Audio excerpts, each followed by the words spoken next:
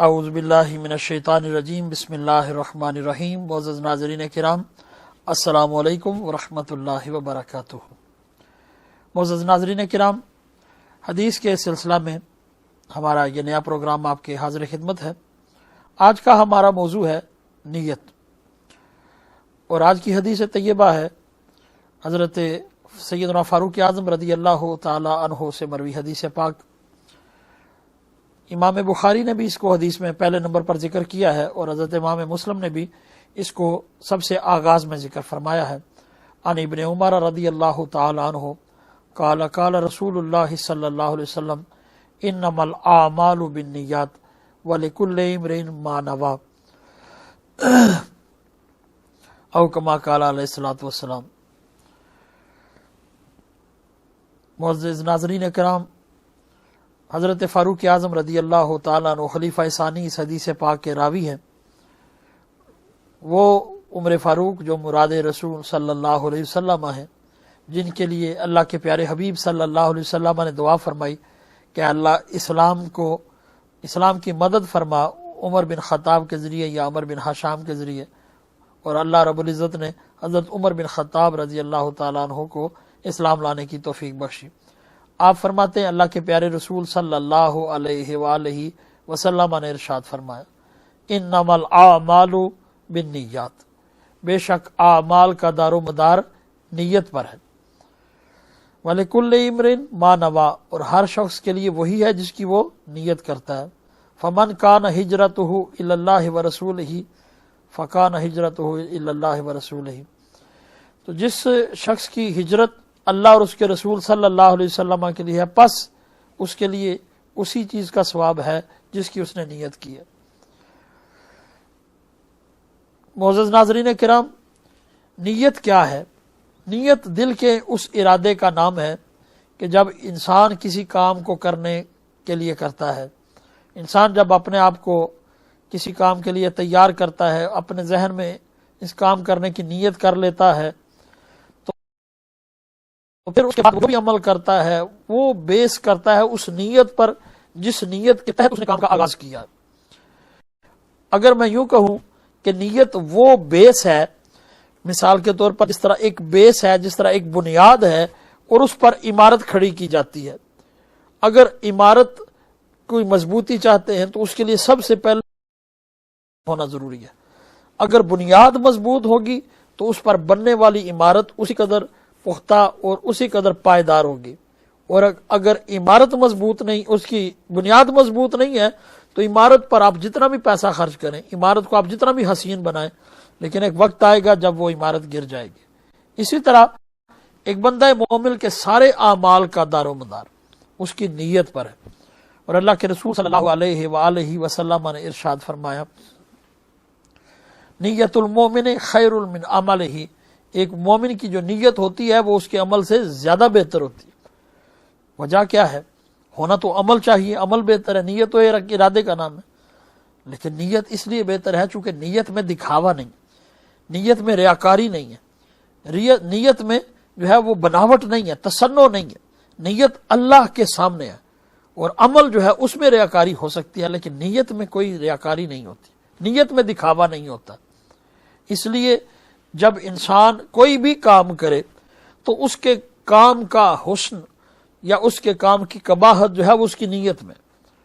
انسان بھلے کتنا ہی خوبصورت کام کیوں نہ کرے، لیکن اگر اس کی نیت خالص نہیں ہے،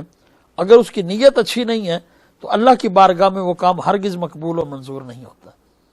اللہ کے پیارے حبیب صلی اللہ علیہ وآلہ وسلم نے فرمایا قیامت کے دن جو حساب و کتاب ہوں گے، اس میں فرمایا سب سے پہلا جو حساب ہوگا وہ ایک عالم کا ہوگا، ایک ایسے بندے کا جس کو اللہ رب العزت نے دین کا علم دیا، اور وہ اس دین کے علم کے ذریعے سے وہ اپنے معاملات کو بھی طے کرتا ہے، لوگوں کو بھی جو ہے وہ دین کی تربیت کرتا ہے، لوگوں کو دین کی تعلیم دیتا ہے۔ جب وہ بندہ اللہ کی بارگاہ میں آئے گا تو اللہ کریم اس سے پوچھے گا اے میرے بندے، میں نے تجھے دنیا میں دین کا علم دیا تھا، میں نے تجھے دنیا میں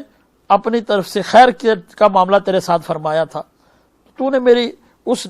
نعمت کے ساتھ کیا کیا؟ وہ خیر، وہ بہتری، وہ جو میں نے تجھے عطا کی تھی، بتا اس میں تو نے میرے لیے کیا کیا؟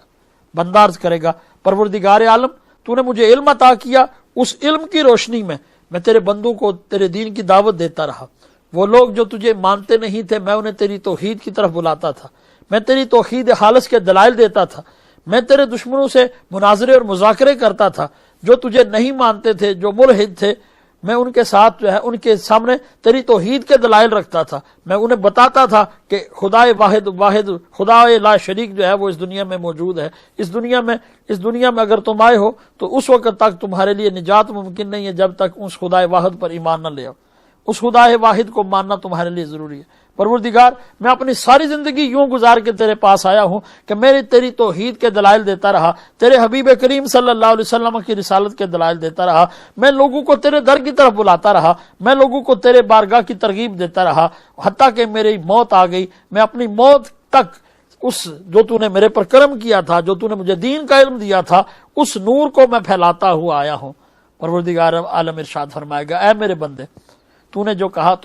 جو تو نے کیا ایسا ہی کیا، جو تو کہہ رہا ہے تو نے ایسا ہی کیا، لیکن اس میں کہیں بھی میری رضا مطلوب نہیں تھی،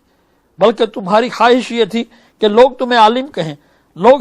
تمہارے علم کے چرچے کریں، لوگ تمہارے علم کے معترف ہوں، لوگ تمہارے علم کے لوگوں پر جو ہے وہ دھاک بیٹھے، تم یہ چاہتے تھے کہ لوگ تمہارے علم سے جو ہے وہ مرعوب ہوں، تمہاری خواہش یہ تھی کہ لوگ تمہارے علم کی تعریف کریں، تمہارے علم کا شہرا ہو، اور وہ ہو گیا۔ میرے بندے، جو تو نے چاہا وہ تجھے دنیا میں مل گیا، تو یہی چاہتا تھا کہ لوگ تجھے عالم کہیں، لوگوں نے تجھے دنیا میں عالم کہہ دیا، اب آخرت میں کوئی ایسی چیز نہیں ہے جو تو نے میرے لیے کی اور اس کا اجر میں تجھے آج دے دوں۔ اس لیے اللہ کریم ارشاد فرمائیں گے، اے میرے فرشتوں، اس بندے کو پاؤں سے گھسیٹو اور ناک کے بل گھسیٹتے ہوئے اس کے پاؤں میں زنجیر ڈالو اور ناک کے بل گھسیٹتے ہوئے اسے دوزخ میں پھینک دو۔ حضور فرماتے ہیں اسے دوزخ میں پھینک دیا جائے گا۔ پھر پروردگار عالم، پھر زمین و آسمان کا بادشاہ، پھر الہ واحد، پھر اللہ رب العزت جس کو بلائے گا وہ شخص ہوگا جسے اللہ نے مال عطا کیا، وہ سخی جو دنیا میں مال خرچ کرتا رہا، جسے دنیا میں اللہ نے صاحب ثروت بنایا۔ اللہ کریم اس سے پوچھے گا، اے میرے بندے بتا تو نے میرے لیے دنیا میں کیا کیا، اور وہ عرض کرے گا، پروردگار عالم تو نے مجھے مال دیا، میں نے اس مال کو تیرے بندوں پر خرچ کیا، میں یتیما کی خدمت کرتا رہا، میں مساکین کی خدمت کرتا رہا، میں بیواؤں کی مدد کرتا رہا، میں نے دنیا میں محتاجوں کی مدد کی۔ پروردگار میں نے اس مال کو تیرے بندوں کی بہتری اور بہبود کے لیے لگایا، تیرے بندوں کی فلاح و بہبود پر اس مال کو خرچ کرتا رہا۔ جو مال تو نے مجھے عطا فرمایا، میں اس مال پر جو ہے وہ اس کو روک کر نہیں بیٹھ گیا، بلکہ میں اس کو خرچ کرتا رہا، میں تیرے بندوں کی خدمت کرتا رہا، تیرے بندوں کی فلاح و بہبود پر اسے خرچ کرتا رہا۔ اللہ کریم ارشاد فرمائے گا، میرے بندے تو نے جیسا کہا تو نے ویسا ہی کیا، لیکن تیری خواہش یہ تھی دنیا میں تیری صحابت کا شہرا ہو، لوگ تجھے سخی کہیں، لوگ تجھے بڑا ان داتا کہیں، لوگ تجھے بڑا دینے والا کہیں۔ تیری خواہش یہ ہوتی تھی کہ لوگ کہیں کہ تو بڑا دانی ہے، تو بڑی صحابت کرنے والا ہے، تو بڑا دریا دل ہے، تو بڑا حاتم طائی اپنے آپ کو کہلوانا چاہتا تھا۔ دنیا میں تو نے کہلوا دیا، تو چاہتا تھا لوگ تیری تعریف کریں، لوگوں نے کر دی۔ تو نے چاہا تھا دنیا میں تیری شہرت